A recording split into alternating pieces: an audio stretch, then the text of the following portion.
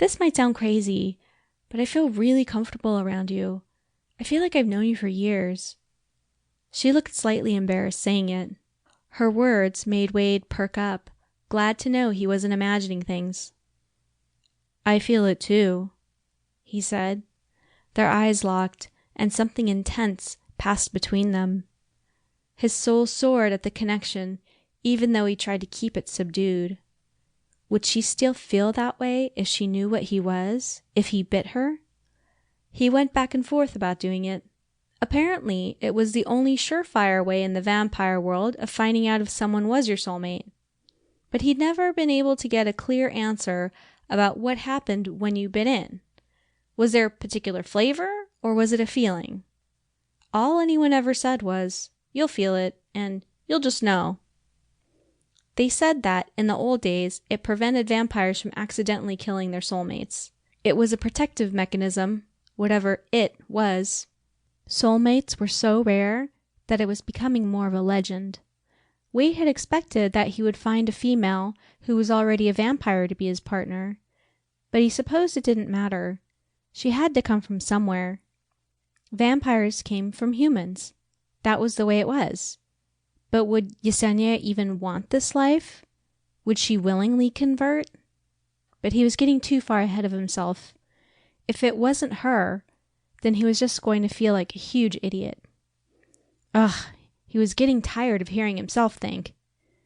"Want an ice cream?" he asked her. "Sure." He bought her a cone, and they left the concession area, wandering in the direction of Cosmic Meadow, passing by Stage 7 on the way. It was one of the smaller stages, but it was no less packed with fans than any of the others.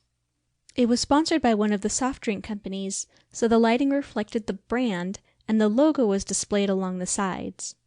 After that, Upside Down House came into view. It was a stage built to look literally like an upside-down house.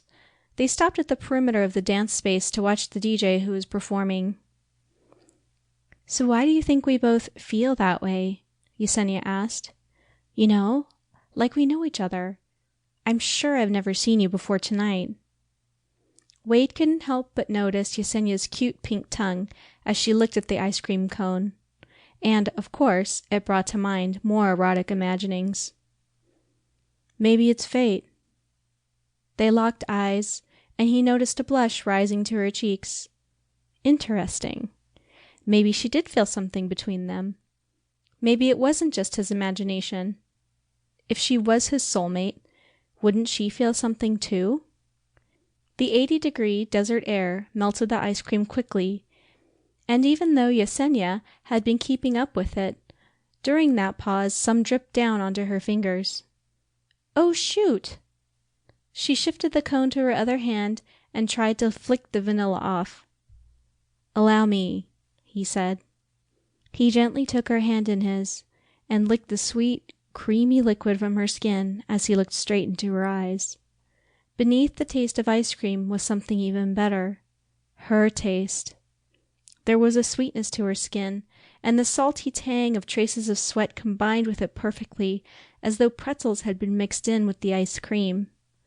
Her eyes dilated, and her lips parted in surprise. He let go of her hand. "Sorry, I couldn't help myself."